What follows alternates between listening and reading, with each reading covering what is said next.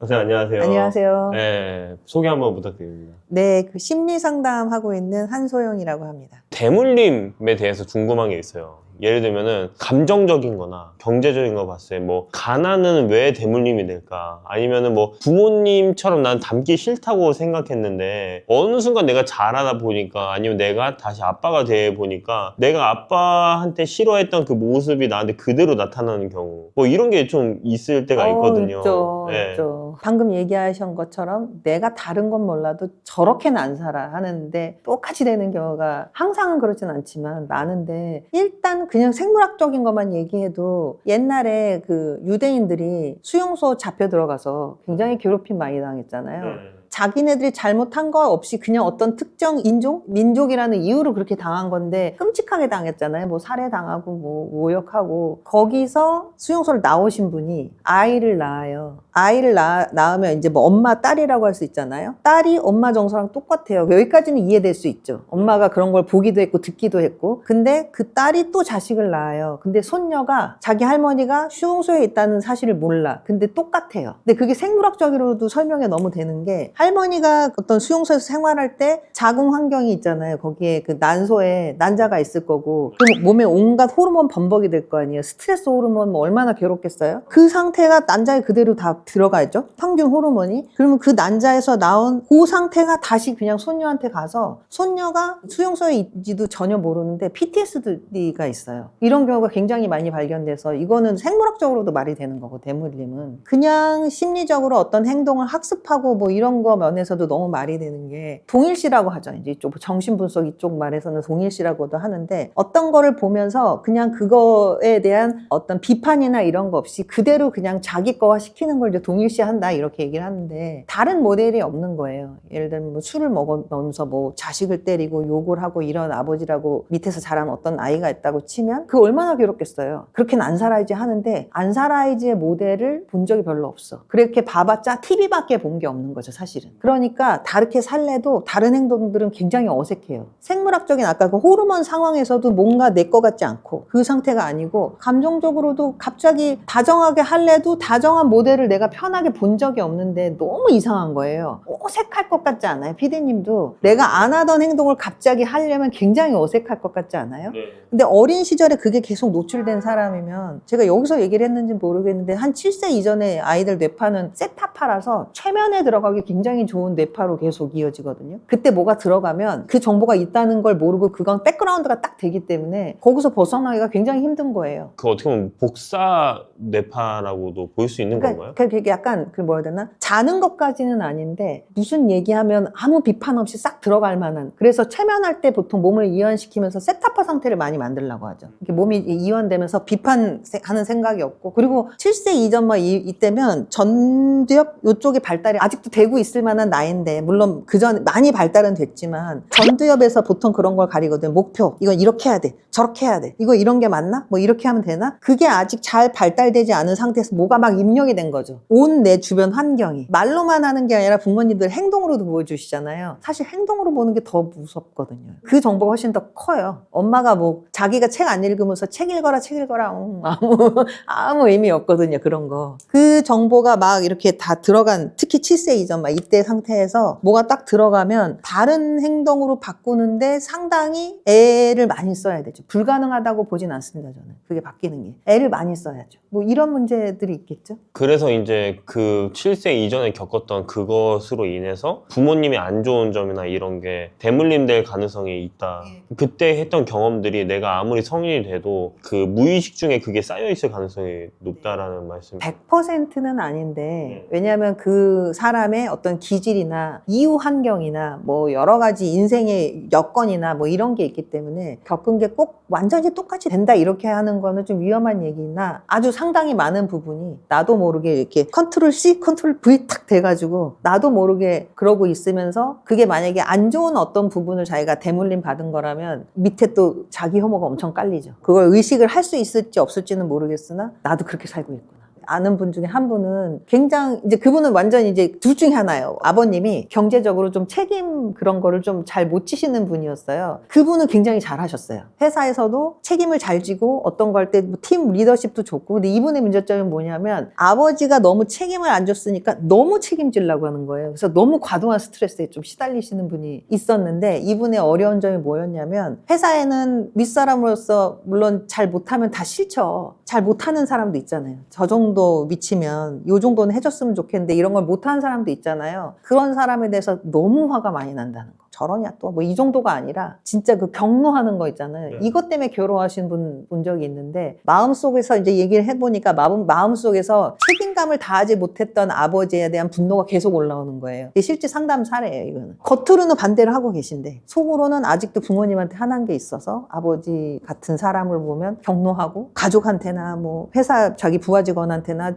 저렇게까지 상사가 안 해도 될 것 같은데 하는 걸 굉장히 많이 하시고 좋아하긴 하죠. 밑에 사람들 좋아하긴 하는데 사실은 그러면서 힘든 거죠. 자기는 버거운 거죠. 뭐 이런 경우도 있고요. 똑같이 된다기보다 완전히 반대로. 그래서 보면 아버님이 이렇게 좀 술 많이 드셔가지고 뭐 알코올 중독이 있거나 이런 분들 보면 정말 둘 중에 하나로 가더라고요. 완전히 술을 안 좋아하든지 아니면 그냥 거의 비슷해지든지 이런 식으로 가는 경우가 꽤 있는 것 같아요. 그럼 아까 방금 전에 그 경제적인 부분에 대해서라기보다는 감정적인 부분에 대해서 좀 거기서 말했는데 제가 좀 이해가 되는 거는 감정적인 영역에서는 7세 이후에 아버지의 모습을 많이 봤을 테니까 그 안 좋은 것도 내가 무의식 속에 따라할 수 있다고 생각이 드는데 어떻게 보면 아버지가 아버지로서의 책임을 다하지 않는다거나 부모님이 돈으로 인해서 엄청 큰 실수를 한다거나 뭐 그런 경제적 가난적이나 그런 것들은 그게 무의식적으로 다 비판하는 수용하고 이후에 보는 내용일 수 있잖아요. 그럴 수도 있죠. 네. 그렇죠. 근데 그게 어떻게 그 사람들이 자라면서 그게 대물림이 되는지에 대해서 저 그것도 좀 궁금하긴 해요. 너무 당연히 대물림 되죠. 가난하게 일단 사신 분들은 부자로 산 사람들의 이렇게 특징을 보면 사람들이 부자들 욕하는 경우 많거든요. 뭐 물론 부자라고 다 좋다 나쁘다 이렇게 볼 수는 없는데 부자는 뭐 뭔가 뭐 뒤에서 남의 등을 쳐먹을 거야 뭐 어쩌고 이런 경우도 있는데 제가 많이 본 부자들은 느긋해요. 막 그렇게 생계를 걱정할 필요가 없는 거예요. 느긋하고 성격이 둥글둥글한 사람들을 저는 또 많이 봤어요. 물론 아닌 분도 있을 겁니다. 근데 이제 돈이 많으신 분들은 재산이 많으니까 사실 재산을 불리고 사업을 하고 이럴 때는 위험 감수를 좀 해야 되잖아요. 주식을 넣을 때도 이걸 넣었을 때 이걸 좀 잃을 수도 있고 사업 투자를 했는데 이걸 잃을 수도 있고 근데 돈 자체가 많으면 이 덩어리가 별로 그렇게 큰 문제가 안 되잖아요. 이게 날아가도. 그러니까 일단 느긋하게 투자를 할 수 있는 것도 있고 가난한 사람들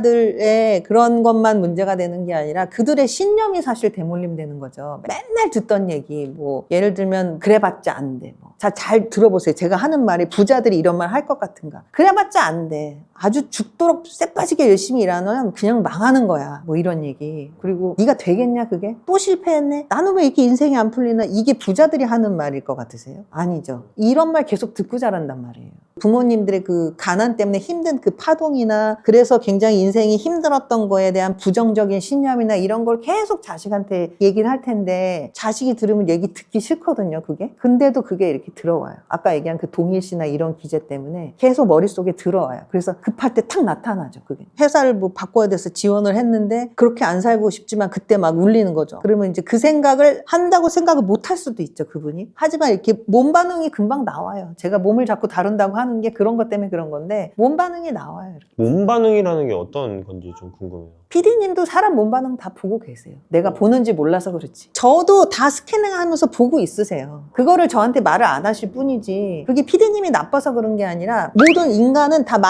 자기만의 마인드 띠어리가 있어요. 그거에 대한 심리학 이론도 있거든요. 사람은 다 마인드 띠어리가 있다. 그래서 뭐 예를 들면 자기 경험에 의해서 내 경험에 저럴 때 이렇게 하는 사람들은 불안하더라. 뭐 이런 거. 그 스캐닝 하고 계실 거예요. 자기 나름대로 이렇게 보고 있거든요. 근데 대부분 보는 게 말 정보보다는 몸 정보 많이 보죠. 몸은 거짓말을 못 하거든요. 뭐 예를 들면은 제가 PD님한테 제가 이거 찍기 전에도 나는 언제 카메라에 익숙해져요. 막 이제 이런 긴장된다는 얘기죠. 뭐 그런 얘기를 한 건데 긴장되는 걸 티 내면 안 돼. 그래서 제가 이제 PD님이 그런 물어봤을 때 숨겨야 된다는 어떤 이유가 있어서 저 긴장 하나도 안 돼요. 엄청 떠시는데. 이런 거 있잖아요. 네. 이게 제어가 잘 안 돼요, 사람은. 이게 제어가 되는 사람을 사이코패스라고 한단 말이에요, 보통. 보통 사람은 제어가 잘 안 돼요, 이런 부분이. 그래서 이제 FBI나 이런 사람들이 그런 거 연구하는 거잖아요. 테러범들 잡으려고. 거짓말하는 사람 잡으려고. 이 몸 반응이 제어가 잘 안 되기 때문에 그 상담실에 와서 이렇쿵 저렇쿵 나는 엄마 문제 다 해결했고 이전 다 괜찮았고 뭐 이래도 여기서 몸 작업하면은 안 그렇게 나오는 경우도 많아요, 꽤. 이제 솔루션 쪽으로 나온 것처럼 느껴지는데 몸 반응이라는 게 부모님을 닮고 싶지 않았는데 부모님을 닮은 내 모습을 봤을 때 내가 몸 반응이 그렇게 나온다는 건가요? 아니면은 부모님과 같은 행동을 할 때 몸 반응이 그렇게 나온다는 건가요? 같은 얘기 아닌가요? 여기서 이게 뭐가 예를 들어 다르죠? 부모님이 자식한테 엄청 학대를 했던 가정이었어요. 근데 내가 어느 순간 자식한테 학대를 했어요. 학대를 했는데 학대를 한 내 모습을 보고 내가 몸 반응이 그렇게 나온 건지 학대를 했을 때 내 몸 반응이 내가 자식을 보면서 뭔가 행위를 하고 있어요. 그 순간에 초반에는 자기가 무슨 행동하는지 잘 모를 경우가 많아요. 사실 인식이 잘 안 되는데 모든 상담 세션이나 심리적인 접근, 정신건강 접근이 그렇듯이 자기가 뭘 하고 있는가 이렇게 떨어져서 보게 하는 게 중요하거든요. 그래서 여기는 학대하고 있는 나를 세우던 학대받은 나를 세우던 뭐 이렇게 하죠. 근데 이게 질문에 답이 됐나요? PD님이 생각했을 때 생각만 해도 기분 좋으신 분이 있어요. 네, 있죠. 지금 눈을 감고 그분이 내 눈앞에 있는데 나를 보면서 너무 반가워하면서 환히 웃고 있다고 생각해보세요. PD님이 너무 좋아하는 사람인데 나를 보면서 너무 반가워해요. 마음이 어떠세요? 몸 반응은 그렇다 치고 마음이 어떠세요? 되게 편하죠. 되게 편하죠. 네. 이게 카메라에 잡혔는지 모르겠는데 약간 웃으시거든요, 저절로.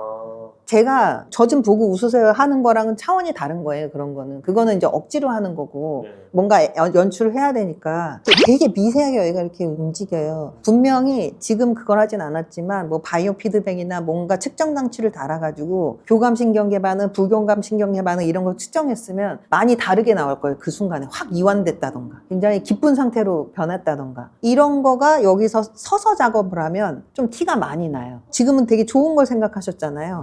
만약에 PD님한테 여기 서서 진짜 꼴도 보기 싶은 사람 상상하라고 눈 감고 상상해보라 그러면 몸이 이렇게 굳거나 얼굴이 약간 이상해지실 거예요. 그거를 사이코패스가 아닌 이상은 제어하기는 굉장히 힘들 거거든요. 그리고 말로 하는 심리 상담에서도 그 트레이닝 잘 된 심리학자들은 그거 다 보고 있어요. 말하는 것만 듣는 거 아니에요. 이 얘기를 할 때 저 사람이 되게 기쁘구나, 불편하구나 이거 다 보고 있는데 조금 더 그거를 극대화하기 위해서 서서 하는 거고 서서 하면 그 몸 반응이 조금 더 잘 나오죠. 앉아서 하는 것보다 가리기가 좀 쉽지 않죠. 벌써 서 있는 모양새부터 딱 달라지기 때문에 지금은 눈 감고 상상했잖아요. 아까 PD님이 여기 서 계시고 제가 그 PD님이 상상하신 분이 뭐 누군지 모르겠지만 부인일 수도 있고 앞으로 태어날 아기일 수도 있고 뭐 그런 사람이라고 저를 세워놓고 이렇게 보시면 또 그게 되게 극대화예요. 실제로 제가 그 사람은 아니잖아요. 그렇게 합시다라고 이렇게 하면서 세션을 시작하면 우리 뇌라는 게 그건 아시죠? 뇌가 상상하는 거랑 현실이랑 구분을 못한다는 건 아시잖아요. 지금도 그래서 눈을 감고 상상을 했는데도 뇌는 실제로 그 사람 본 것처럼 느끼는 거예요. 그러니까 뇌에서 신경 반응이 막 가니까 이렇게 나도 모르게 싹 웃고 계신 거거든요. 아주 미묘하게 웃으셨는데 잘 못 속여요. 말로는 사람이 존경합니다 이럴 수 있는데 존경 안 하는 거 빤히 보일 때도 있고 PD님도 뭐 그런 거 느끼시는 거 있으실 거예요. 사람을 볼 때 저 친구가 이렇게 얘기했는데 그거 아닌 것 같은데 뭐 이럴 때 많이 있지 않으세요? 네네. 그게 맞을 때도 많고 네네. 사람들이 다 그런 거 보고 있거든요. 그걸 좀 더 극대화해서 잘 보이게 하는 작업 이렇게 보셔도 좋을 것 같아요. 아까 말씀하셨던 그 대물림이나 이런 것으로부터 좀 자유로울 수 있는 방법 중에 하나가 그런 몸 반응을 고치는 거라고도 볼 수 있는 걸까요? 그렇죠. 그럼 그런 몸 반응을 고치기 위해서는 어떻게 좀 하는 게 좋나요? 예를 들면은 엄마랑 굉장히 사이가 안 좋았던 뭐 어떤 그런 어린 시절을 보낸 자녀가 있어요. 그 자녀가 자기 자녀한테도 잘 못하는 거예요. 뭐 엄마가 옛날에 계속 꾸지람만 하고 욕만 하고 자식 중에 뭐 장애인이 있어서 그거는 그 장애인 형제가 있다는 거는 그 자식의 잘못이 아니잖아요. 근데 뭐 부모님들이 장애인 자녀를 데리고 산다는 거는 보통 힘든 일이 아니거든요. 그래서 이제 말할 때 막 험하게 나갈 때가 있죠. 힘들면. 니 때문에 저런 애가 나왔잖아. 뭐 이런 식으로 막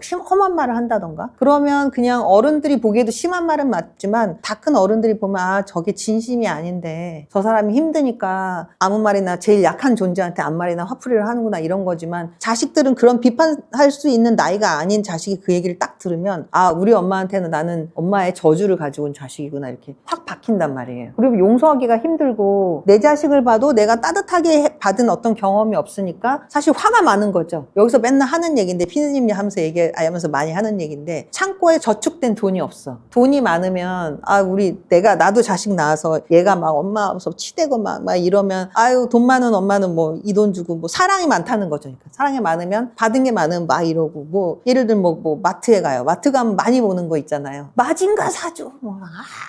저 인형 사줘. 막 이러는데 보통 그 상황에 처했을 때 난 너 같은 애랑 다시는 마트 오고 싶지 않아. 이런 부모도 있고 어떤 부모는 막 웃어요. 안 돼. 뭐 이러면서. 그러면서 이제 차이가 뭐냐면 온갖 난리치고 막 이런 애를 허허허 하고 웃으면서 볼 수 있는 부모는 자기가 그런 대접을 받았단 말이에요. 애는 당연히 이럴 수 있는 거고 애가 저렇게 난리치고 이럴 때 사랑으로 감싸주는 게 당연한 거고 이거밖에 없단 말이에요, 머리에. 그러니까 허허허 웃고 넘어갈 수 있죠. 나도 그렇게 대접 받았으니까. 근데 막 짜증내면서 화내고 아이를 막 정서적으로 비난한다던가 막 이런 부모님들은 많은 경우 나도 그런 대접을 받아본 적이 없으니까 그 이상의 모델이 없는 거죠. 뭐 이런 것 때문에 괴로운 그런 부모님도 있잖아요. 그러면 사실은 자기 자식한테 잘 못한다 말은 이렇게 해도 안에 있는 부모님한테 화난 게 계속 나가고 있는 거거든요. 부모님을 세워요, 여기다가. 제가 부모님 역할을 해요. 저 당시 부모로 보고 보시라고. 그러면 대부분은 열에 거의 뭐 9.5명? 그 말은 안 되지만 거의 대부분은 굉장한 반응이 있습니다. 그게 눈물이던 꼴보기 싫어가지고 고개를 확 돌리는 거던 그러면 이제 자기가 사실은 부모님에 대한 굉장한 분노나 해결되지 않은 감정이 있구나 이거부터가 시작이죠. 그걸 인정하는 것부터가. 그 다음에 많은 작업이 일어납니다. 그러면 부모님을 약간 인정하고 이해하고 그런 정도를 하면 내 안에 대물림 받았다는 그런 감정들이나 아니면은 가난이라든지 그런 거로부터 좀 이렇게 벗어날 수 있는 건가요? 당연히 그 부모를 이해하고 뭐 이런 거가 사실 엄청난 작업이에요. 사실 평생 걸리는 작업일 수도 있거든요. 근데 거기서 쭉 더 나가면 좋죠. 뭐 예를 들면 이건 뭐 저희 부모님 얘기인데 저희 부모님은 나이가 좀 많은 상태, 그 당시에 처녀 총각 치고는 나이가 꽤 많은 상태에서 결혼하셔가지고 자식을 좀 둘을 늦게 봤어요. 그래서 저희 부모님이 저희 어머니 창씨개명 경험이 있고요. 그러니까 일제시대까지 살으셨던 분인 거죠. 6.25 전쟁 다 겪으셨어요. 근데 저랑 산 세상이 너무 많이 다른 거죠. 일제시대 때 뭐 우리 나라도 뺏겨봐. 군부 독재도 경험해. 그리고 그냥 굶는 게 일상이죠. 보릿고개는. 먹고 사는 거 힘들어. 그러니까 먹고 사는 거를 해결하는 거 이상으로 했는데 내 자식이 왜 불만이지 태도신 거죠. 근데 그 말이 맞는 게 왜 부모님 입장에서 맞는 게 굶어본 적이 없잖아요. 굶어 먹는다는 게 얼마나 고통스러운지 모르는 거예요. 이런 부모가 있잖아요. 제가 만약에 엄마 아빠의 살았던 그 새 삶을 살았다고 생각하면 도저히 견딜 수가 없을 것 같아요. 지금은 군부 독재하면 난리 나는 나라잖아요. 아주 살기 편해진 나라죠. 근데 만약에 우리 엄마 아빠처럼 살았다? 저희 아버님은 1·4 때 시체 다 쓰러진 거 보면서 아주 어린 시절에 그걸 다 본 경험인데 엄청난 트라우마죠. 이런 분들은 놀래면 이렇게 몸이 얼어요. 그런 분들이 자식을 아무리 사랑한다 한들 몸이 자꾸 어는데 친밀하게 안아주고 이런 게 어떻게 편하게 되시겠냐고. 그런 걸 겪어는 걸 잘 이해를 하면 결국은 부모님들이 엄청난 그런 걸 겪으신 분이구나. 나를 사랑하지 않아서 그런 게 아니라 저걸 다 견디고 생명을 나한테 전달해 준 분이네. 여기까지 가면 부모가 되게 큰 존재처럼 느껴져요. 지금 나한테 하고 있는 게 내가 마음에 안 들고 들고를 떠나서 그 밑엔 사랑이 있고 내가 저분의 삶을 견딜 수가 있나? 아니 못 견디거든요 저는.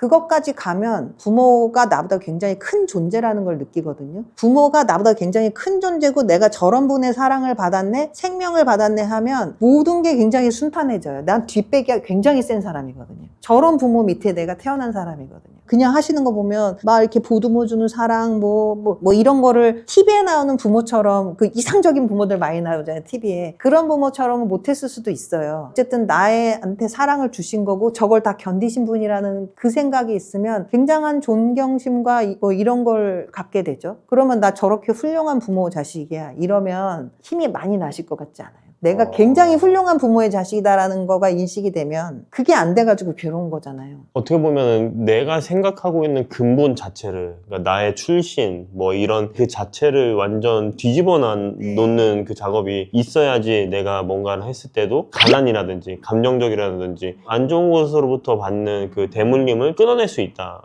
볼 수 있는. 제 경험은 그랬어요. 이건 뭐 제 경험이니까 얘기하는 거고. 근데도 참 이게 머리로 돼도 그게 힘든 게 아까 제가 아우슈비츠 뭐 경험이 있는 유대인 뭐 얘기를 했잖아요. 대물림 되는 거. 아무 무슨 나를 학대한 부모도 아닌데 몸이 호르몬 때문에 굳어. 그러니까 몸 반응은 사실 좀 따로 있긴 있는 거예요. 그래서 자꾸 몸 작업을 하는 그런 걸 하죠. 같이 많이 가긴 해요. 근데 그 인식 전환도 많이 필요하죠. 사람들은 제외되는 걸 제일 싫어해요. 왕따다는 거 제일 무서워하잖아요. 네. 그래서 가족 구성원에 계속 포함되고 싶은 욕구가 굉장히 커요. 구석기 시대 때는 그 부족에서 제외되면 죽는 거였어요. 근데 우리 뇌는 아직도 구석기 시대의 뇌이기 때문에 가족이나 그룹에서 제외되는 걸 제일 싫어해요. 이 얘기는 굉장한 충성심이 있어요. 아무리 부모가 아니다, 아빠가 알코올 중독이야, 나 아빠처럼 되지 말아야지 해도 저 밑바닥에는 부모한테 충성하고 싶은 마음이 계속 있어요. 소속되고 싶어서. 이거는 정말 맘대로 안 되는 욕구거든요. 근데 우리 부모가 대단한 사람이야. 사회적으로 그런 거 말고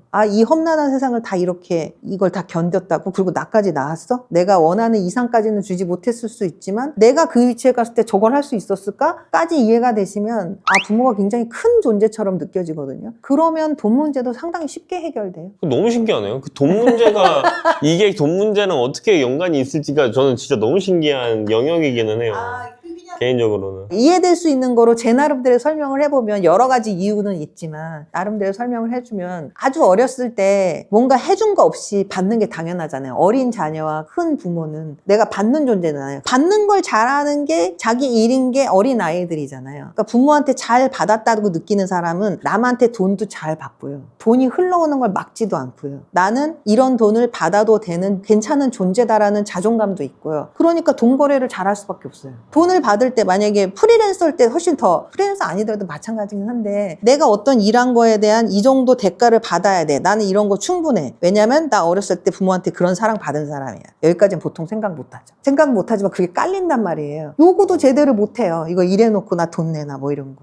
나 이거 받아도 되는 사람인데 왜 저러지? 뭐 이렇게 되지 않겠어요? 근데 그게 보통 자기 기본 그거면 계속 그렇게 가요. 내가 생각한 그런 어떤 기준의 사랑은 아니지만 우리 부모가 잘못했다고 생각했는데 나중에 보니까 부모가 그런 환경에서 자랐음에도 불구하고 자기 나름엔 최선을 다해서 나를 사랑해줬네? 나 받아도 되는 존재였네? 이렇게 막 굴러간단 말이에요. 돈 문제가 되게 많이 연결돼요. 부모님 관계랑. 와, 이렇게 얘기를 좀 들으니까 공감되는 영역이 꽤 있는 것 같습니다. 예. 어떻게 보면 지금 부모를 세우는 그런 세션이라고, 에코필드 세션 이렇게 말씀하셨는데, 어떻게 보면 뭔가 중요한 뭔가를 하기 전에 반드시 거쳐야 되는 영역일 수도 있겠다라고 또 생각이 드네요. 모든 사람이 이걸 꼭 봐야 된다는 건 아니지만 굉장히 중요한 거를 자기에 대해서 인식할 수 있는, 삶에 영향이 많이 올 수도 있는 그런 방식의 세션이죠. 정신건강 접근법이 다 그렇긴 한데, 그래서 저는 내담자들이 정말 착한 사람들이 많이 오기 때문에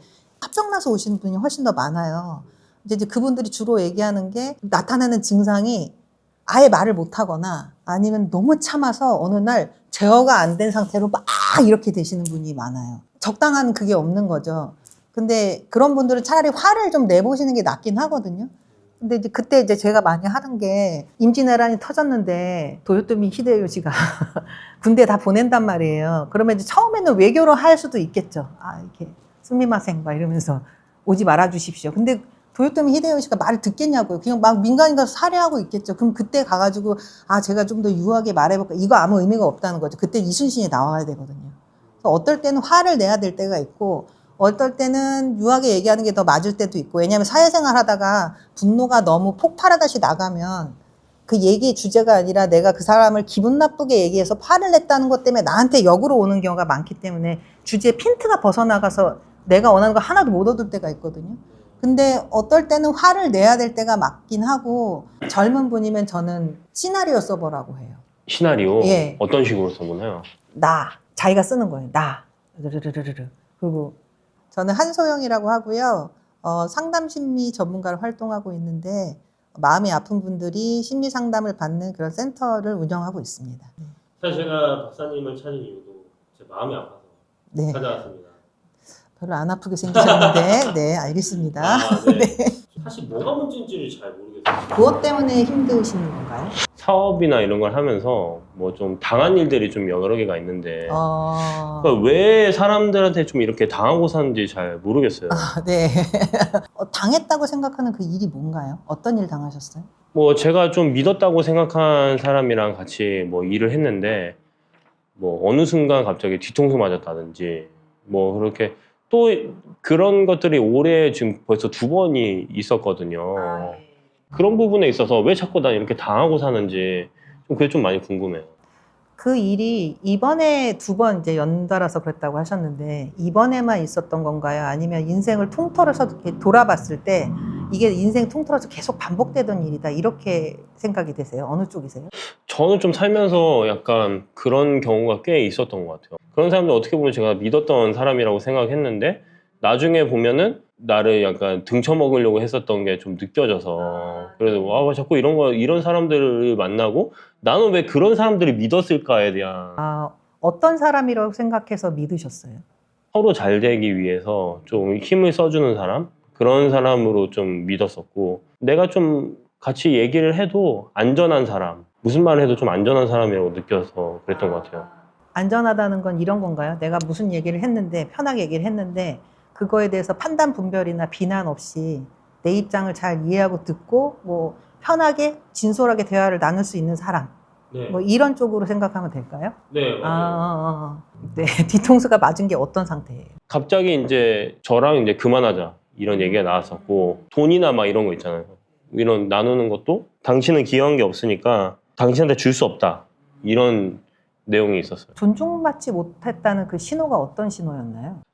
예를 들면은 뭐 같이 일을 하고 있는데 갑자기 자기 친구를 데려와요. 그러면 그것 때문에 저희가 일을 못하는 상황이 생겼어요. 원래 일하는 곳인데. 네, 원래 일하는 곳인데 그랬는데 제가 그 부분에 대해서 얘기를 하니까 나는 그렇게 할 수 있지만 당신은 그렇게 할 수 없다. 그러니까 이제 두 분이 서로에 대해서 생각하는 그 두 분의 관계가 되게 다른 거네요. 나랑 관계했던 그분은 우리를 수직 관계를 보고 있는 거고 내가 더 권력이 있고 내가 더 이렇게 뭘 할 수 있는 여지가 있는데 너는 안 된다. 너는 그런 지위가 아니다 이런 거고 PD님이 그렇게 얘기를 하셨다는 거는 너랑 나랑은 당신이랑 나랑은 동등한 사이인데 이렇게 입장차가 되게 많이 달랐네요. 근데 사실은 전 같은 입장이라고 생각하고 말했던 게 굉장히 많았었거든요. 예를 들면 그분한테 고용되신 거예요? 고용된 건 아니에요. 고용된 게 아니에요? 그러면 프리랜서나 뭐 같은 동업을 하자고 제안을 받았어요. 그쪽에서 동업하자고? 네. 제안을 받았는데 네. 뭐 아니다 싶은 거는 말할 수 있는 그런 사이라고 저는 생각이 들어서 그렇게 말을 많이 했었죠. 많이 하셨어요? 네, 많이 했었죠. 많이 했더니 이제 어느 순간 제가 휴가 갔다 온 사이에 그렇게 당해버리는 경우도 있어요. 근데 거기서 되게 선명하게 드러나는 거죠. 나는 할 수 있는데 너는 안 돼라는 그 말에서 굉장히 선명하게 드러나는 거죠. 그분은 이걸 수직 관계로 보고 있고 난 너한테 오더를 할 수 있는 거 같고 있는 그런 관계고 그러면 이제 관계가 어떤 게 더 현실적으로 맞는지 이 관계에서 내가 보는 거랑 이분이 보는 거에 차이점이 있는데 이거를 바꿔서 뭔가 서로 맞춰서 갈 수 있는지 사실 그걸 확인해야 되는데 그걸 하기 전에 이제 쫓겨나신 거네요. 저쪽에서 이렇게 찬 거네요. 네. 돈도 하나도 이제 가져가지 못하고 못 받고. 네, 못 받고보단 안 준다고 했는데 네. 그럼 알았다고 한 거죠. 거기에 대해서는 이렇게 불편하거나 속상하거나 이런 건 없으세요? 그러니까 그 말 자체가 엄청 속상하긴 한데 기여한 게 없다. 네, 기여한 게 없어서 너한테 주지 않겠다. 그게 엄청 그게 속상한 영역이긴 한데 네. 근데 제 입장에서는 지금 내가 하는 일에 더 집중을 해야겠다. 네, 그래서 네. 이제 빨리 제가 할 거를 해가지고 시작을 한 거죠. 제가 존중받지 못한다고 느껴졌을 때 그 분노가 차올라서 그거를 약간 조금 덜 참는 편인 것 같아요. 이런 게 좀 쌓여서 사람들이 나를 이렇게 뒤통수 치거나 그런 게 아닌가 그런 생각도 좀 들어요. 내가 덜 참아서. 내가 덜 참아. 내가 덜 참아서. 그러니까 내가 더 참았어야 되나 이런 생각이 드세요? 그렇죠. 이 상황이면 어디를 더 참았어야 돼요? 이 상황이면은 뭐 예를 들면 뭐 이렇게 나는 동업이라고 생각해서 나도 뭐 어떻게 했는데 저쪽에서는 나는 할 수 있는데 너는 안 돼. 그러니까 완전히 이분은 사장과 저쪽 아래 있는 부하 직원의 마인드고 나는 동업이라고 생각하고 온 거잖아요. 여기 상황이면 어떻게 참았어야 되는 거예요? 예를 들면은 이제 같이 어떤 거를 정하고 회의하는 그 자리 가운데서 아니다 싶었을 때 제가 막 싸붙이기보다는 좀 유하게 더 내 의견을 더 주장하는 게 더 낫지 않았을까? 그렇게 칼같이 나누긴 힘들어요. 어떨 때는 언성 높여서 싸워야 될 때가 있고요. 어떨 때는 그렇게까지 하지 않고 유하게 해서 되는 경우가 있고요. 그게 경우에 따라 되게 달라서 어떨 때는 싸워야 될 때도 있거든요. 그래서 저는 내담자들이 정말 착한 사람들이 많이 오기 때문에 PD님 말씀하신 것처럼 못해가지고 합병나서 오시는 분이 훨씬 더 많아요. 이제 그분들이 주로 나타내는 증상이 아예 말을 못하거나 아니면 너무 참아서 어느 날 제어가 안 된 상태로 막 이렇게 되시는 분이 많아요. 적당한 그게 없는 거죠. 근데 그런 분들은 차라리 화를 좀 내보시는 게 낫긴 하거든요. 근데 이제 그때 이제 제가 많이 하는 게 임진왜란이 터졌는데 도요토미 히데요시가 군대 다 보낸단 말이에요. 그러면 이제 처음에는 외교로 할 수도 있겠죠. 아, 이렇게 스미마생 막 이러면서 오지 말아 주십시오. 근데 도요토미 히데요시가 말을 듣겠냐고요. 그냥 막 민간인 가서 살해하고 있겠죠. 그럼 그때 가가지고 아, 제가 좀 더 유하게 말해볼까. 이거 아무 의미가 없다는 거죠. 그때 이순신이 나와야 되거든요. 그래서 어떨 때는 화를 내야 될 때가 있고 어떨 때는 유하게 얘기하는 게 더 맞을 때도 있고, 왜냐하면 사회생활 하다가 분노가 너무 폭발하듯이 나가면 그 얘기의 주제가 아니라 내가 그 사람을 기분 나쁘게 얘기해서 화를 냈다는 것 때문에 나한테 역으로 오는 경우가 많기 때문에 주제의 핀트가 벗어나가서 내가 원하는 거 하나도 못 얻을 때가 있거든요. 근데 어떨 때는 화를 내야 될 때가 맞긴 하고, 그래서 거기에 대해서 그때는 그 얘기를 하셨어요. 우리의 관계가 동업자냐 사장이냐. 뭐 그런 얘기를 했었죠. 그래서 사장과 사장인데 헤더는 한 명이다. 저랑 같이 동업 시작할 때는 그런 얘기가 전혀 없었어요. 근데 사실은 어떻게 보면은 월급 안 주는 직원을 그냥 고용하게 되는 그렇네요. 네. 그렇네요. 네, 사실 제가 지금 월급도 거의 뭐 두 번 받았거든요. 동동 사장은 맞는데 헤더는 하나다. 뭐 이 얘기가 물론 이제 제가 저쪽 얘기를 안 들었으니까 알 수는 없는데 본인한테 유리한 거대로 편집하시는 느낌이. 그 말이 결정에 대한 그 더 높은 수익의 권한은 내 마음대로 할 수 있는 건 내가 할 수 있는 건데 일은 똑같이 해야 되고 약간 말이 그렇게 들리기도 하고. 일도 제가 더 많이 했습니다. 내가 만약에 요 상황만 얘기를 한다면 사람들이 후회하는 게 내가 이때 이렇게 안 했으면 나한테 다르게 좋게 돌아갔을 건데 내가 피해를 봤다 뭐 이런 거잖아요. 그때 화 안 내고 그냥 그렇게 수그리셨으면 나한테 상황이 득되게 돌아가는 게 어떤 게 있어요? 근데 저는 지금 입장에서는 오히려 빨리 나오길 잘했다는 네, 입장이긴 저도 같은 해요. 입장입니다. 예. 그냥 뭐 다르게 얘기하면 너무 좋은 남자를 사귀었는데 조금 쎄하긴 했는데 그래도 괜찮아서 만났는데 만난 지 얼마 안 된 상황에서 결혼 약속했는데 바람핀 거 알게 된 거예요. 그러면 그 당하는 입장에서는 괴로운데 결혼해서 그걸 알았다고 생각하면 진짜 골치 아프거든요. 그런 상황처럼 보입니다, 저는. 아, 그냥 어떤 사람인지 빨리 알았다. 예, 예. 이게 분노라는 감정 자체가 어떻게 보면 존중받지 못했다고 생각했을 때 그 분노라는 감정이 많이 올라오거든요. 근데 이게 좋은 건지 나쁜 건지 정확하게 모르겠어요. 정말 어떻게 인간이 가진 모든 감정은 기능이 있어요. 그 이제 생물학적으로 얘기하면 fight or flight 반응이라고 있는데 이제 원시 시대 때는 호랑이를 만났다. 뭐 이런 게 되게 위협적인 상황이잖아요. 호랑이를 만나면 내가 호랑이랑 싸워서 이길 것 같으면 뭔가 으아 해가지고 힘을 내서 싸워야 돼요. 근데 호랑이를 만났는데 내가 도저히 이길 수 없는 상황이면 빨리 도망가야 되잖아요. 그래서 맞서 싸우는 감정이 굳이 따진다면 감정으로 따지면 분노를 쓸 수 있는 거고 도망가기 전에 반응이 불안하고 두렵고 이런 거죠. 공포. 그래서 이런 거는 다 인간 생존에 도움이 됐기 때문에 모든 감정은 다 도움이 되는 감정인데 어떻게 잘 이용하느냐? 예. 정당하게 분노를 이렇게 낼 수 있는 방법을 그런 거 연습하는 방법이 있으면 너무 좋을 것 같아요. 연습 많이 자기랑 일단 자기 내면하고 얘기를 좀 많이 해야 되고요. 저는 오히려 정당하게 화를 못 내시는 분들이 많이 오고 한번 화를 내면 평생 참아왔기 때문에 자기가 폭주할 것 같은 느낌도 있는 거예요. 어린애가 처음에 걸음을 걸을 때 한 걸음 한 다음에 그냥 무조건 넘어져요. 근데 그걸 부모가 보면 넘어진 거에 초점을 맞추나 걸은 거에 초점을 맞추나 한 걸음 건 거 가지고 부모님들이 막 열광하거든요. 아, 너무 잘했다고. 평소에 화를 못 내고 사셨으면 사실 자기가 잘 이렇게 세련되게 못했더라도 한 번 낸 거에 대해서 되게 칭찬해야 된다. 이거를 얘기를 많이 하죠. 젊은 분이면 저는 시나리오 써보라고 해요. 시나리오? 예. 어떤 식으로 써보나요? 자기가 쓰는 거예요. 르르르르르. 그리고 자기가 생각하는 상상 속의 상담자. 드드드드드. 이 사람이 이렇게 말을 주고받다 보면 자기가 객관적으로 보이기도 하고 글 쓰는 거 좋아하시면 자기 상황을 그냥 생각나는 대로 막 쓰라고 하거든요. 뭐 제가 쓰면 나는 오늘 누가 나한테 뭐 어떻다고 해가지고 기분이 너무 나빴고 근데 내가 이게 기분이 나쁜 게 맞나? 뭐 제대로 화를 내지도 못하는 것 같은데 뭐라고 말을 막 이렇게 쓸 거 아니에요. 그걸 쓴 다음에 거기서 나라고 쓴 거를 자기 좋아하는 소설 주인공 이름을 바꾸라고 해요. 영희가. 그러면 이제 그게 딱 객관적으로 보이거든요. 그 상황이. 그러면 내가 잘하고 있는 거, 내가 잘못하고 있는 거, 그리고 이 감정이 정말 내 입장에서는 화가 날 만한 상황인지가 제 3자 입장에서 보여요. 이런 방법도 좀 해보라고 그러고 혼자 하시는 거면.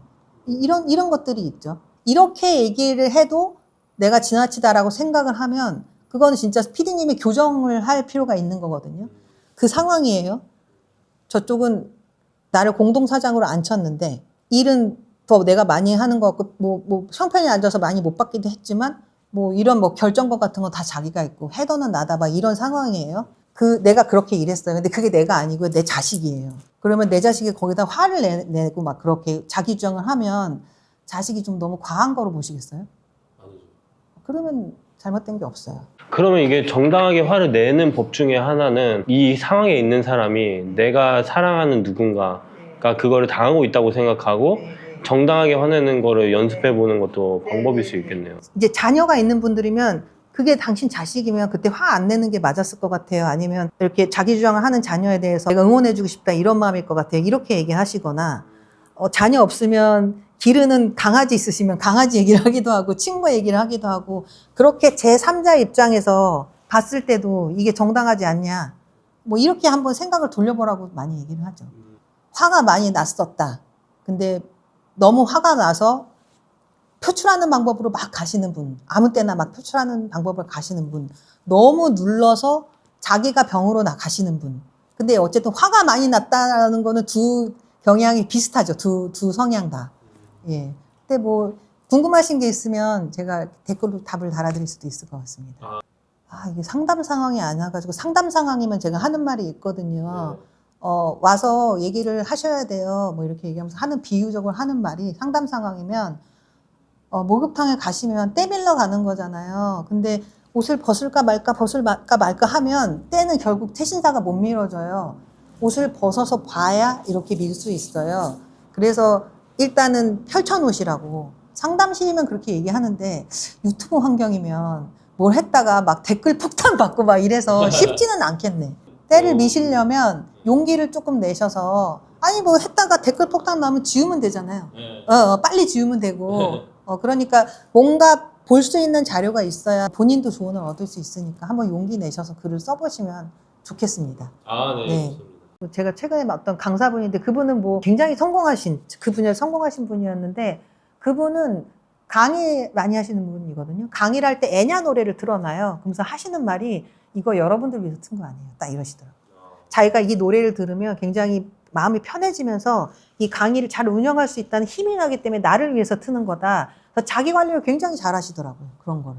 예, 되게 멋지더라고요. 그런 분들을 잘 관찰해보면 자기가 자기를 되게 사랑을 많이 해요. 자기한테 되게 잘해요. 이기적인 거랑은 좀 느낌이 다르거든요.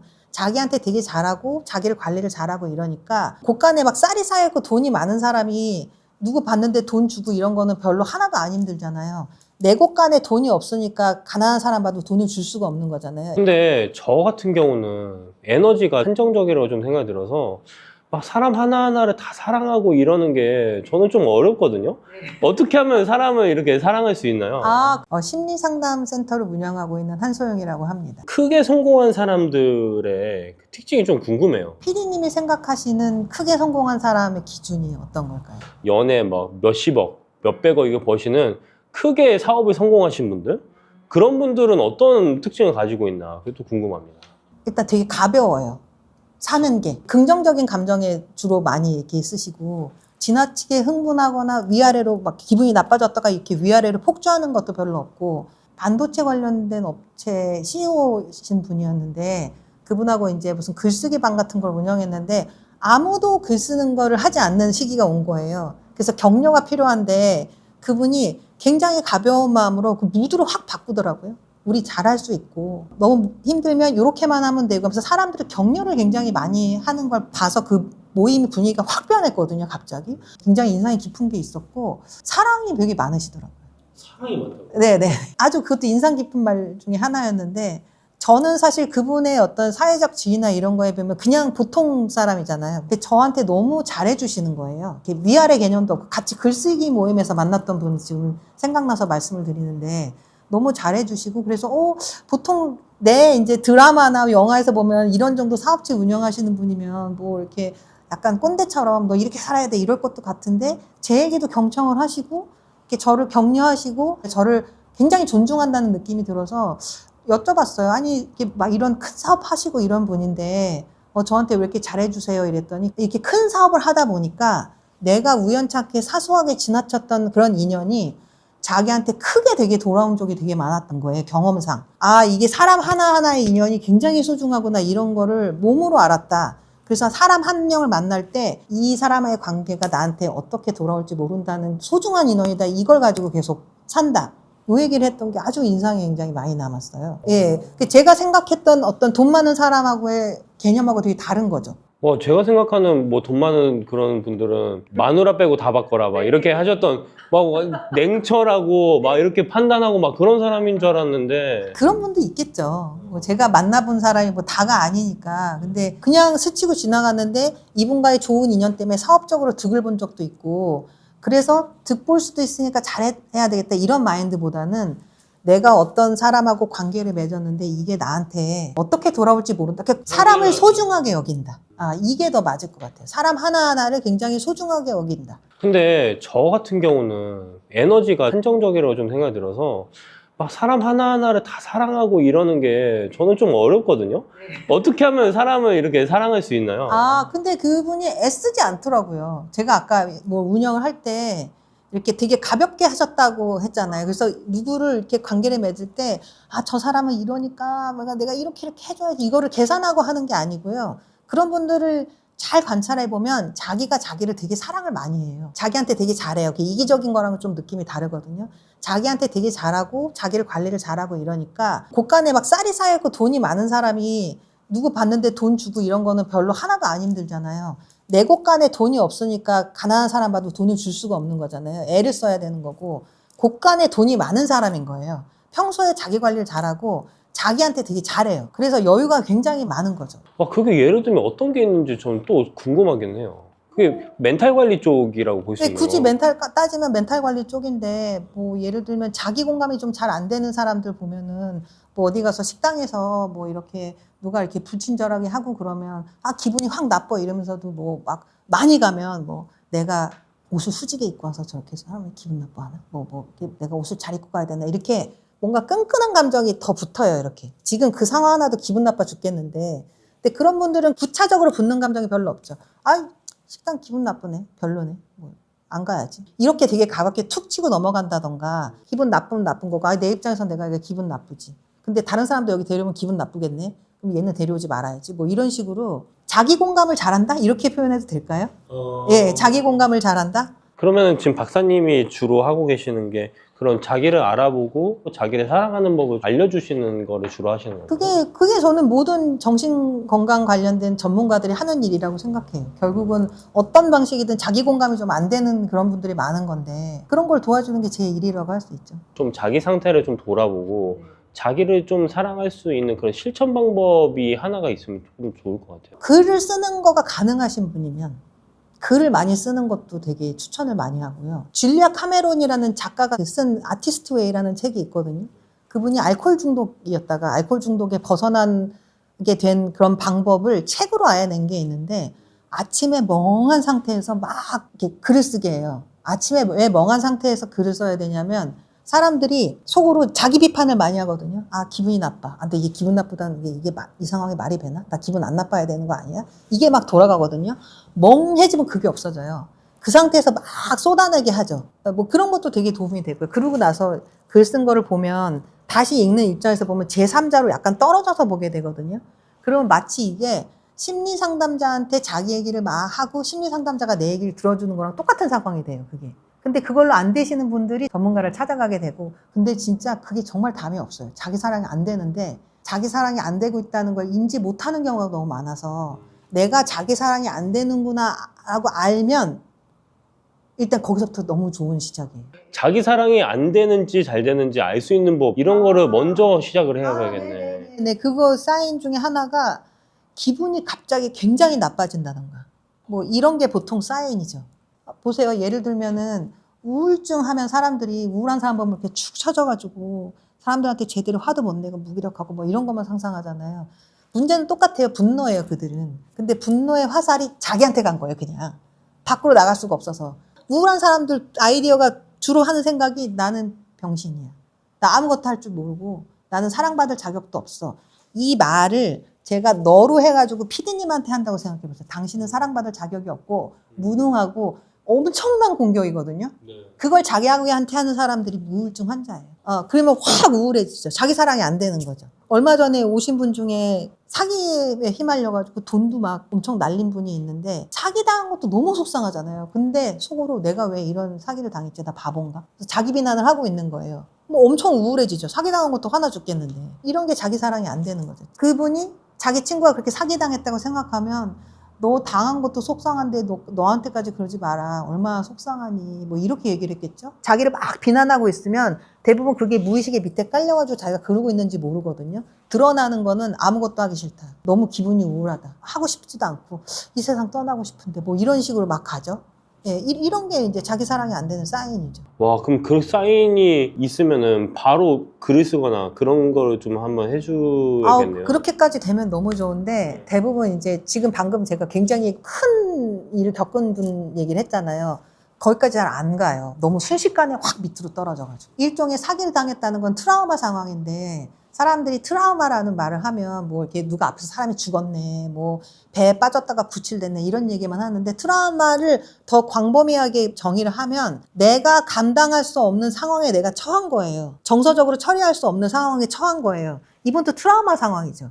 근데 트라우마 상황의 특징이 뭐냐면 어떤 그 트라우마 상황하고 비슷한 상황이 탁 뭔가 자극되는 게 있으면 몸이 0.0001초 만에 몸이 그 상태가 탁 돼요. 그럼 몸과 비슷한 감정을 딱 느껴요. 그 월남전 참전 용서랑 똑같아요. 월남전 참전했는데 거기서 동료들 죽고 이런 거 많이 봤단 말이에요. 막 피투성이 되고 막 시체 막 널려있고 이런 거 많이 봐서 너무 끔찍한데 돌아왔어요. 근데 지나가면서 헬리콥터 지나가요. 타타타타. 그러면 0.0001초 만에 몸이 나의 전우들이 다 죽은 상황으로 탁 가는 거예요. 그러면 그땐 내가 글을 써야 되겠다 말아야 되겠다. 이것까지 안 돼요. 그럴 땐 그냥 전문가 도움 받아야 돼요. 제가 듣기로는 박사님 같은 경우는 에너지 치유 쪽을 하신다고 들었어요. 그게 뭔지에 대해서 좀 간단하게 좀 설명해 주시면. 그게 에너지 치유라고 하면 조금 그런데 저는 원래 이제 정신력동 전문으로 이렇게 트레이닝도 그쪽을 받았고 분석도 제가 보통 이제 상담자들 자기 분석을 많이 받거든요. 그쪽도 많이 받았는데 받고 나서 이제 되게 좋아졌는데 나중에 안 게 몸 반응이 제어가 안 되는 거예요. 사람 몸에는 피도 돌아가고 뭐 호르몬 무슨 뭐 림프선 통해서 뭔가 호르몬이나 체액도 돌아가지만 한의학 쪽에서 보면은 몸에 기가 이렇게 순환되는 그런 길도 있는 거잖아요. 그거를 잘 순환되게 도와줄 수 있는 어떤 기법을 쓰는 거고 대부분 그 상담실에 오셔서 힘든 사람들 보면 감정이 처리가 안 돼서 몸에 긴장이 많거나 이런 분들이 되게 많거든요. 그런 거를 해소할 수 있게 몸을 이완하는 테크닉 같은 걸 쓴다고 보시면 될 것 같고요. 몸의 반응, 감각을 좀 바꾸는 테크닉이라던가 치료인데 몸의 감각을 이용해서 하는 치료 이쪽을 하고 있는 상황이라 에너지 치료는 맞는데 필드 테라피? 뭐 이렇게 몸을 상당히 많이 이완시킬 수 있는 테크닉을 쓴다? 이렇게 설명할 수도 있을 것 같아요. 어떻게 보면 몸에 약간 부정적인 에너지라고 하는 거는 몸을 갑자기 긴장시키고 경직시키고 그런 건데 이 경직시킨 에너지를 이완시켜가지고 편안하게 만든다. 제가 이 얘기 딱 듣자마자 생각난 거는 명상이 좀 생각이 나긴 하는데요. 명상이랑 약간 그 비슷한 부류라고. 그렇죠, 그렇죠. 결국은 이완이 돼야 그 다음 정신이 더 맑아진다던가 마음이 더 편해진다던가 이게 가능하니까 명상도 제가 배우는 명상은 몸에 이완하는 걸 굉장히 중요시 여겨요. 우리가 몸에 보이는 이렇게 육체가 이렇게 있잖아요. 겉에 보이는 몸 외에도 바깥에 에너지 몸이 따로 있어요. 그래서 여기를 건드리는 거죠. 지금 PD님이 왼손, 이게 오른손이죠. 오른손은 여기를 쥐고 계시고 왼손은 종이를 들고 계시잖아요. 그러면 손 말고 오른쪽 발을 한번 의식을 둬보세요. 오른쪽 발. 가만히 한번 계속 오른쪽 발만 신경 써보세요. 의식을 안 할 때는 오른쪽 발에 별 감각이 없을 거예요. 근데 의식을 하고 있으면 뭔가 이렇게 겉에가 따끔거리는 것 같기도 하고 어떤 느낌이 들기도 하고 몸에 의식을 뒀을 때 편하게, 물론 이렇게 긴장하면서 의식 두는 거 말고요. 편하게 의식 뒀을 때 거기서 혈액순환이 막 올라가거든요. 순환이 된다는 게 이완이에요, 사실은. 편한 상태에서 의식을 두면 거기엔 혈액순환이 막 올라갈 수밖에 없어요. 이런 식으로 신체에 올바르게 감각을 둘 수 있는 방법을 가르친다던가 이 감각을 이용해서 자기 문제를 보게 만든다던가 이런 방식의 세션을 두긴 해서 의식만 둬도 순환이 잘 돼요. 순환이 잘 되면 몸과 마음의 병이 안 나요. 그래서 그 명상에서 하는 테크닉에서도 그 이완하는 테크닉이 계속 몸의 신체 각 부분에 의식을 두게 해요. 발, 발목. 그러면 이제 막 나중에는 이걸 하신 다음에 몸에서 막 열이 막 나거든요. 열이 난다는 건 피순환이 엄청 잘 된다는 얘기인데 몸이 이완되지 않으면 순환이 안 되고 적당한 의식을 뒀을 때 다 순환이 잘 되는 거라 이게 이완하고도 많이 관련되죠. 가벼운 테크닉 같은 거죠. 이게. 성공하는 법 얘기하다가 여기까지 오게 됐는데 어쨌든 그런 분들도 이런 과정을 통해서 좀 멘탈을 케어한다든지 예. 제가 본 분들은 무슨 어디가 아파가지고 병원에 가고 이런 게 아니라 병원으로 예를 들면 그냥 정기적으로 건강검진을 되게 잘 받는 분들인 거예요. 멘탈도 그렇게 관리하시더라고요. 그래서 명상을 하시는 분도 있고 규칙적으로 아니면 한 분은 악기를 연주할 때 되게 마음이 행복해진대요. 그래서 내가 즐거운 바이브로 될 수 있는 방법을 되게 여러 개 갖추신 거예요. 내가 산책하는 거를 했을 때 기분이 되게 좋아지면서 일이 성과가 잘 되더라. 그러면 산책을 규칙적으로 한다던가 자기가 어떤 행위를 했을 때 내가 기분이 되게 좋아지면서 힘이 나는 그런 것들을 리스트를 되게 많이 가지고 있는 분들이 많았어요. 명상하는 게 도움되는 분도 있고 악기 연주가 도움이 되는 분도 있고 뭐 규칙적으로 그냥 멘탈 코칭을 받기도 하고 그런 걸 잘 하시죠. 아파서 가는 게 아닌 거예요. 크게 성공한 사람들을 보면은 자기가 행복해질 수 있는 수단이 뭔지를 아는 사람들인 것 같아요. 어떤 분은 뭐 제가 최근에 어떤 강사분인데 그분은 뭐 굉장히 성공하신 그 분야에 성공하신 분이었는데 그분은 강의 많이 하시는 분이거든요. 강의를 할 때 애냐 노래를 틀어놔요. 그러면서 하시는 말이 이거 여러분들 위해서 튼 거 아니에요. 딱 이러시더라고요. 자기가 이 노래를 들으면 굉장히 마음이 편해지면서 이 강의를 잘 운영할 수 있다는 힘이 나기 때문에 나를 위해서 트는 거다. 그래서 자기 관리를 굉장히 잘 하시더라고요. 그런 거를. 예, 되게 멋지더라고요. 좀 크게 성공하고 싶다면 자기를 사랑해야 되고 그리고 자기가 사랑하려면 내가 행복해지는 수단이 뭔지를 찾아내는 거. 네, 거기에 대해서 죄책감이 없어야 되고 죄책감 느끼시는 분들 많거든요. 거기에. 아, 내가 이렇게 행복해도 되나? 네네네 여러 가지 이유로 뭐 예를 들면 애 난 지 얼마 안 되신 분들은 애를 돌봐야지 내가 좋아하는 노래 이렇게 틀고 앉아있으면 되나. 근데 그거는 아이 돌보는 엄마라고 치면 아이를 방관하고 학대하면서 자기 좋아하는 노래 듣는 거랑 그 얘기는 좀 다른 차원인데 엄마가 바이브가 좋아지면 애를 정말 잘 보거든요. 그런 거 되게 중요하죠. 자기를 잘 케어할 수 있는 방법 잘하는 거. 그 크게 성공하고 싶은 사람들을 위해서 한마디 해주시면 좋을 것 같습니다. 사랑이 최고입니다.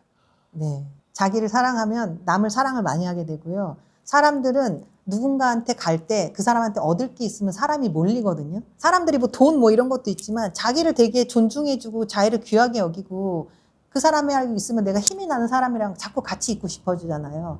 결국은 사업이라는 건 사람이 하는 거기 때문에 사랑을 많이 주는 사람한테 갈 수밖에 없죠. 네, 물론 이제 돈도 중요하지만, 네. 사람이 우울하거나 불안할 때 ADHD 같은 증상을 보이는 경우가 되게 많아요. 자, 그러면 지금 버스 타야 되는데 버스 타는 거 놓치는 거예요. 너 왜 이러지? 뭔가 청구서에 돈 내야 되는데 우울한 걸 꽂히다가 이렇게 청구서 또 못 쳐가지고 날짜 밀렸네 이럴 거 아니에요. 이게 겉보기에는 ADHD 증상 같잖아요. 감정적인 어려움 때문에 그런 거면 정확하게는 ADHD가 아니에요. 진짜 ADHD랑 가짜 ADHD랑 그 구별법이 혹시 뭐 따로 있을까요? 뭐 여러 가지 구별 방법이 있는데 아까처럼 뭐 지속성, 일관성 이런 걸 보는 것도 있지만 제일 명확한 기준 중에 하나가 심리 상담하고 있는 한소영이라고 합니다. 요즘 사람들 사이에 ADHD에 대해서 궁금해하는 사람 진짜 많은 것 같아요. 뭐 ADHD라는 그 철자에 뜻이 담겨져 있는데 A, attention, D, deficit, H, hyperactivity, D, disorder죠. 그러니까 주의력이 결핍되어 있고 과잉 행동을 하는 장애다. 두 가지 특징을 크게 가지고 있는 사람들을 ADHD라고 할 수 있고요. 발달 장애 중 하나인데 그렇게 타고난 병이다 이렇게 보시면 되겠습니다. 그럼 ADHD의 그런 핵심적인 좀 증상이 될 만한 게 좀 있을까요? 말 그대로 주의력이 좀 결핍되어 있어서 우리가 보통 얘기할 때 저 사람 왜 이렇게 산만해 뭐 이러는 거 있잖아요. 산만하고 겉으로 많이 드러나는 거는 사실 하이퍼 액티비티 쪽인데 학교에서도 산만하고 집에서도 산만하고 놀 때도 산만하고 뭐 이런 걸 얘기하는 거고 그리고 이런 모습이 어떤 특정 상황에서만 보이는 게 아니라 옛날에도 그랬고 지금도 그랬고 뭐 이런 식으로 그 진단 기준이 있죠. 일관적이냐 지속되냐 뭐 이런 거를 볼 때 이렇게 진단 기준으로 씁니다. 어떻게 보면 나도 ADHD 아닌가? 이렇게 좀 의심하고 있는 사람들 좀 있을 것 같아요. 그래서 그런 사람들을 위해서 진짜 ADHD랑 가짜 ADHD랑 그 구별법이 혹시 뭐 따로 있을까요? 뭐 여러 가지 구별 방법이 있는데 아까처럼 뭐 지속성, 일관성 이런 걸 보는 것도 있지만 제일 명확한 기준 중에 하나가 만 12세 이전에도 이런 증상이 있었느냐. 이거가 사실 제일 정확한 것 중에 하나고요. 왜 그러냐면 사람이 우울하거나 불안할 때 ADHD 같은 증상을 보이는 경우가 되게 많아요. 자, 지금 만약에 제가 되게 우울하다고 생각해요. 막 일하다가 실패했어요, 제가. 뭐 이렇게 사업을 하다가 잘 안 됐어. 그러면 속상하고 기분이 울적하고 이럴 거 아니에요. 그리고 실패한 사업에 꽂혀 있겠죠, 제가 이렇게. 그러면 지금 버스 타야 되는데 버스 타는 거 놓치는 거예요.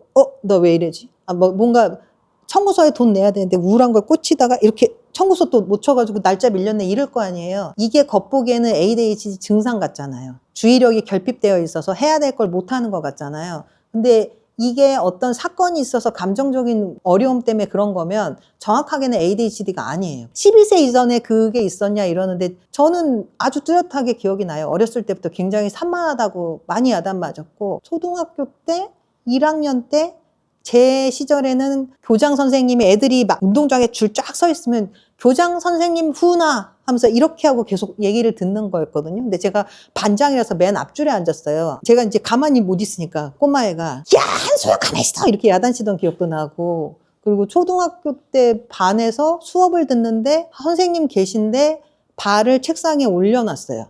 이렇게 건방진 그 포즈로. 그래서 몸을 좀 가만히 못 있는 거죠. 이런 게 어릴 때도 있었느냐 아니면 내가 커서 어떤 사건 때문에 마음이 복잡해서 주의력이 결핍된 증상을 보이고 있는 것인지 요거를 잘 구분할 필요가 있을 것 같습니다. 그럼 얘기를 제가 들어보면 이게 발달장애라고 말씀하셨는데 그 후천적으로는 절대 이뤄낼 수 없는 거라고 볼 수 있을까요? 진단상으로 보면은 후천적인 경우에는 그냥 주의력 결핍 산만한 증상이지 ADHD라는 진단 자체는 안 맞는 거예요, 사실은. 근데 ADHD처럼 보이는 사람은 있을 수 있어요. 커서. 뭐 그건 있을 수 있는데 성인 ADHD 진단 받더라도 결국은 진단 받을 때 당신 어렸을 때도 이 증상이 있었느냐 이걸 보고 확인하는 거죠. 그러면 ADHD는 이게 지능의 문제일 수도 있을까요? 지능하고 상관없는 진단이고요. 그 많은 발달장애가 다는 아니지만 지능하고 많이 관련된 발달장애가 많아요. 예를 들면 뭐 인지장애 뭐 이런 거 자체가 벌써 지능하고 많이 관련되는데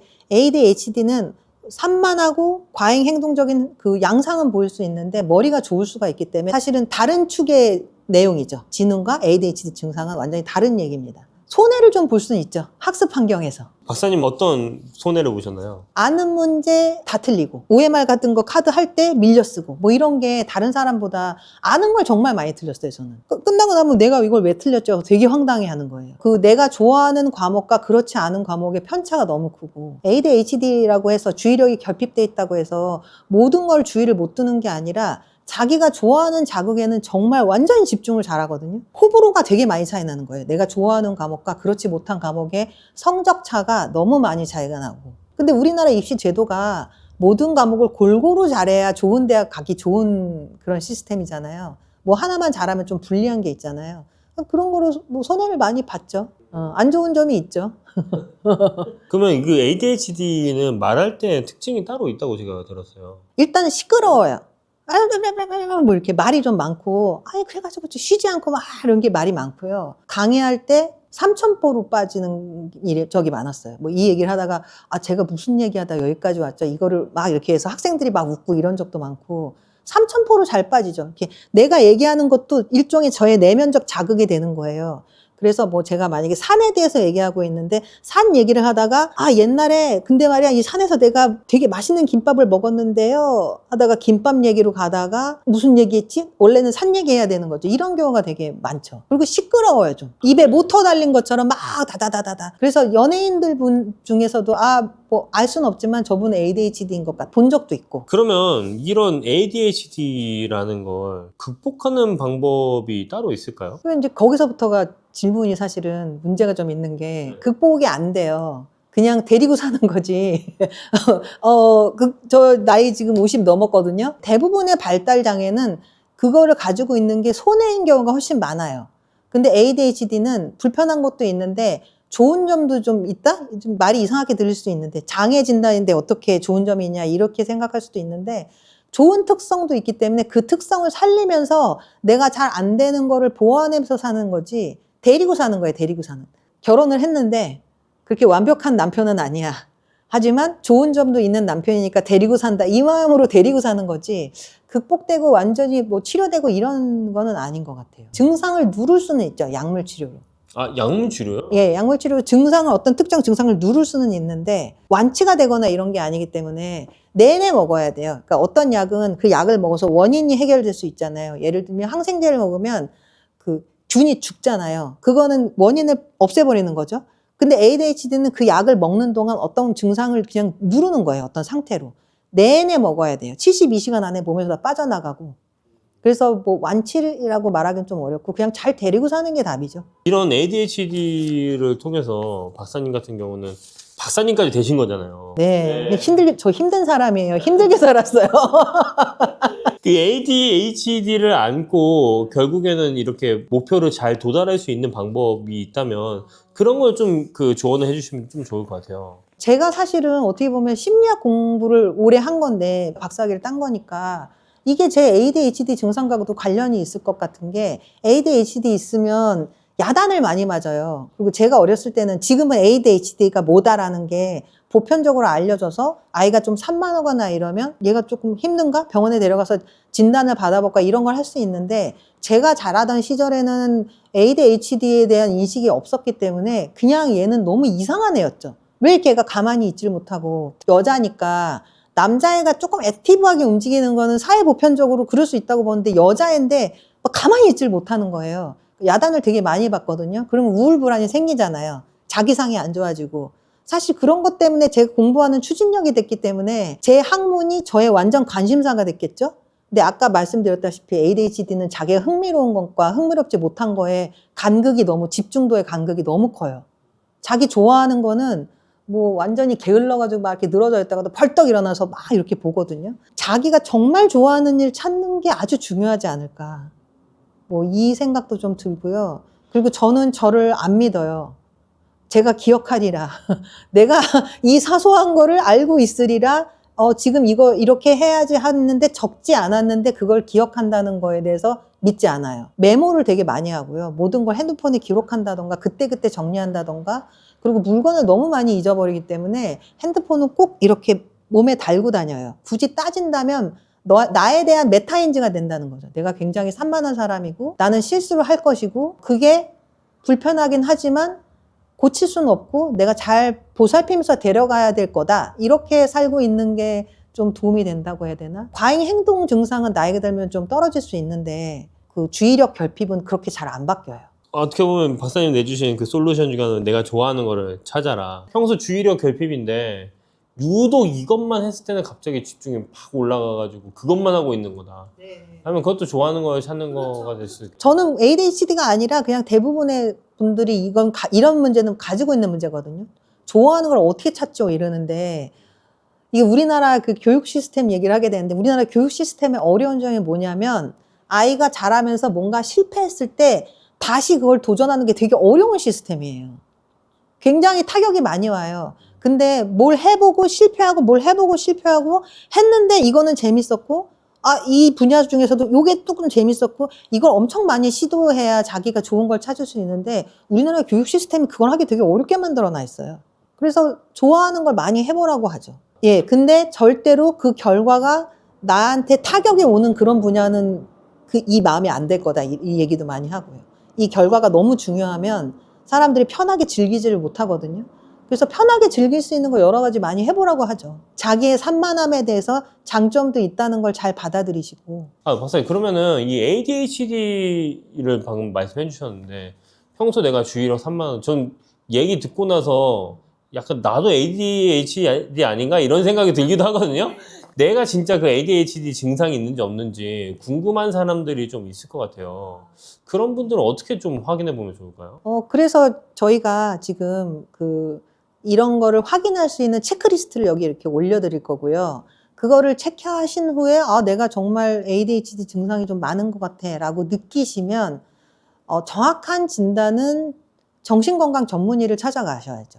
그분들이 보는 게 가장 확실하고 뭐 필요한 검사를 하거나 아니면 그분들과 면담을 해서 관찰을 받거나 이게 가장 정확한 방법인데 체크리스트를 한번 하셔서 가볍게 검사를 해보시는 것도 좋을 것 같아요. 그럼 이 영상 뒤에 체크리스트 한번 체크해 보시고 점수가 높게 나오신 분들은 한번 실제 정신과 의사 한번 찾아봐도 좋을 것 같습니다.